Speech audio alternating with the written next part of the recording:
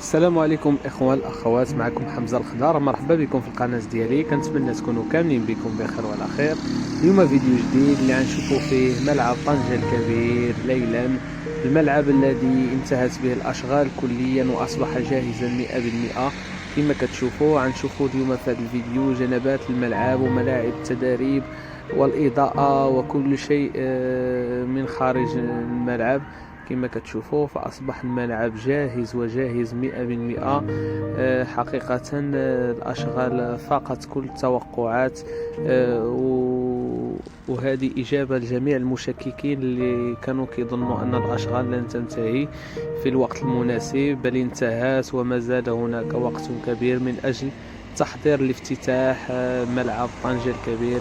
كما كتشوفوا في الصورة فهذه هي واجهة الملعب من الجهة الغربية. كما كتشوفوا زينت بكلمة طنجة أي مدينة طنجة. كما كتشوفوا الشمالية ديال الملعب ليلان، وهذا هو ملعب التدريب ليلان المرافق لملعب طنجة الذي يتواجد قرب ملعب طنجة الكبير. كما كتشوفوا في الصورة هناك ملعبين للتدريب، ملعبين جميلين. الأرضية ديال الملعبين أصبحت جاهزة وجاهزة جدا. كما كتشوفوا في الصورة فالملعب أصبح جاهز بكل مرافقه. كما كتشوفوا أيضا هناك ملعب بقرب ملعب التدريب. حقيقة حتى ملعب التدريب تم تحضيره في الوقت المناسب. كما كتشوفوا نخليكم مع الفيديو حتى الأخير وفرجة ممتعة، وكنتمنى المشاهدين الجدد يشاركوا في القناة وتفعيل زر الجرس باش يوصلهم جديد. وخليكم مع الفيديو فرجة ممتعة. نلتقي في آخر الفيديو وشكرا.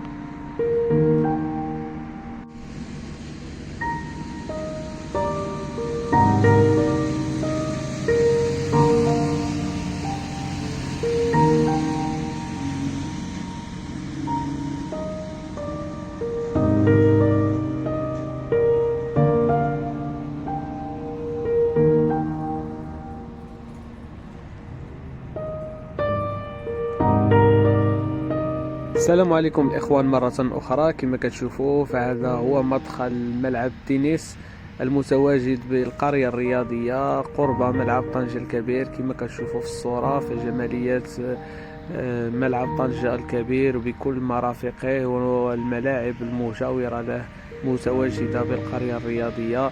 كما كتشوفوا فهذه قرية رياضية جميلة جدا، وهذه أحد جنبات ملعب طنجة الكبير قرب ملعب التدريب وملعب القرية الرياضية الذي يقام فيه هواة المقابلات ديالهم.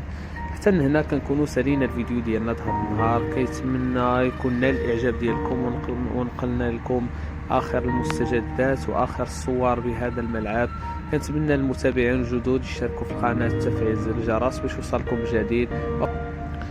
فرجة ممتعة، ونلتقي في فيديو قادم ان شاء الله. تحية طيبة لكم.